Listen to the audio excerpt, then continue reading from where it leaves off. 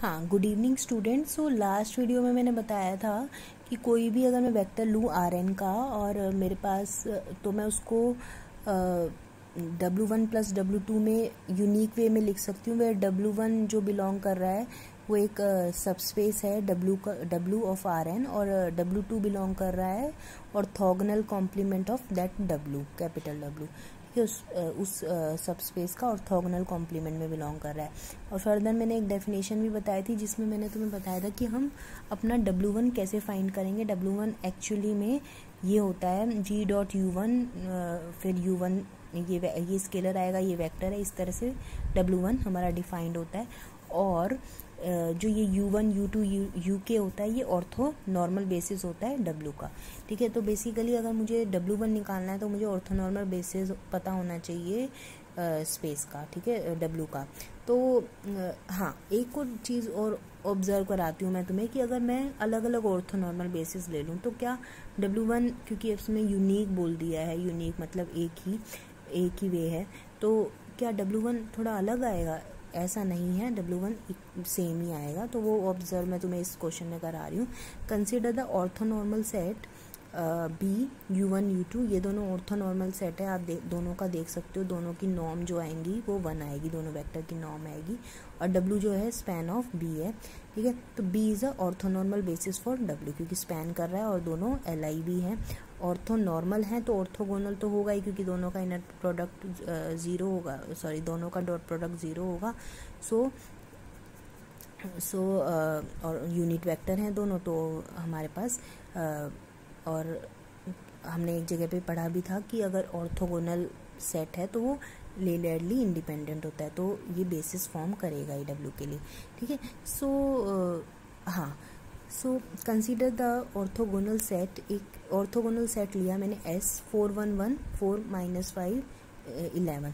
तो आप देख सकते हो कि ये इन दोनों का जो डॉट प्रोडक्ट है वो 0 है, ठीक है। सो 4 1 1 को मैं लिख सकती हूँ इस तरह से। जब मैंने इसको इस तरह से लिया, बेसिकली मैंने जानबूझ के इसका लीनियर कॉम्बिनेशन ऑफ दिस लिखा, और लीनियर कॉम्बिनेशन में मैंने तुम्हें लिखना बताया हुआ है, हम ये वेक्टर लिखेंगे, हम ये वेक्टर लिखेंगे। यहाँ पर मैं लिख दूंगी A और B। बेसिकली आपको A को इससे मल्टीप्लाई करके, B को इससे मल्टीप्लाई करके A और B की वैल्यू निकालनी है इन इक्वेशंस को यूज़ करके, तो वो आप निकाल लोगे, ठीक है। तो इस तरह से जब आप लिख लोगे तो आप देखोगे, क्योंकि ये B में ये B का एलिमेंट है और ये भी B का एलिमेंट है, तो ये जो लीनियर कॉम्बिनेशन है वो स्पैन ऑफ B में जाएगा। सिमिलरली ये इसका भी linear combination span of B में जाएगा, तो ये दोनों एलिमेंट हो गए W के। दैट मीन्स ये जो S है वो ऑर्थोगोनल सेट हो गया W का, ठीक है। Since cardinality of S is 2 और डायमेंशन ऑफ W इज 2, क्योंकि आपने देखा है B उसका बेसिस है तो डायमेंशन उसकी 2 है, कार्डिनैलिटी क्या है S की 2 है। तो और क्योंकि S जो है ऑर्थोगोनल सेट है, तो बताया भी था कि ऑर्थोगोनल सेट LI सेट होता है, तो S क्या बन जाएगा, ऑर्थोगोनल बेसिस हो जाएगा। बेसिकली इस क्वेश्चन में हुआ क्या है, एक ऑर्थोनॉर्मल बेसिस ऑलरेडी गिवन था, एक हमने अपने आप लिया, ठीक है। मैं सिर्फ ये इस क्वेश्चन में तुम्हें कुछ गिवन, मैं सिर्फ ऑब्जर्व कराने की कोशिश कर रही हूँ कि जिस तरह के क्वेश्चन पेपर में आते हैं वो मैं अभी तुम्हें कराऊंगी, ठीक है। तो इस क्वेश्चन में सब कुछ अभी तक गिवन है, बेसिकली B गिवन था, ठीक है। हमने सिर्फ चीज़ें ऑब्जर्व कर रहे हैं। तो मेरे पास एक तरह से एक ऑर्थोनॉर्मल बेसिस एक गिवन था B, और एक मैंने खुद से बनाया। मैंने S को देखा कि ये ऑर्थोगोनल सेट है और ये W में इसके जो वेक्टर हैं वो W में चले गए, और उसकी वजह से ये ऑर्थोगोनल बेसिस बन गया W का, क्योंकि इस पर 2 एलिमेंट थे।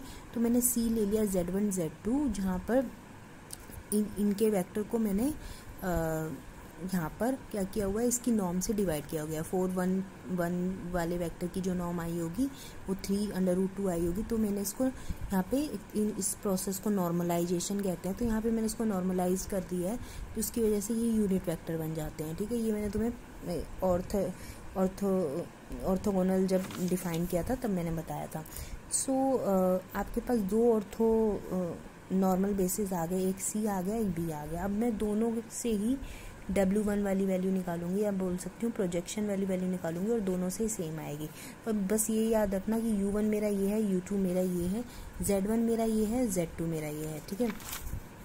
सो वी मैंने कोई भी वेक्टर ले लिया 1 2 3। अब मेरे को निकालना है projection of V on to W, ठीक है, using B as a orthonormal basis, और फिर मैं निकालूंगी using C as a orthonormal basis. तो जब मैं B as a orthonormal basis निकालूंगी तो वी डॉट यू वन आएगा, वी डॉट यू टू, तो ये सब मैंने कैलकुलेशन करी है। वी डॉट यू वन आपको पता ही है 1 2 3 का यू वन के साथ dot product and U one as it is आएगा। ये कैलकुलेशन यहाँ पे करोगे तो यहाँ पर इसका आ जाएगी वैल्यू -2/3, ये एज इट इज आ गए। सिमिलरली ये वाली कैलकुलेशन भी मैंने लिखी है, इन दोनों का सम कर लेंगे, ठीक है। वेक्टर में डील करना तुम्हें आ गया है।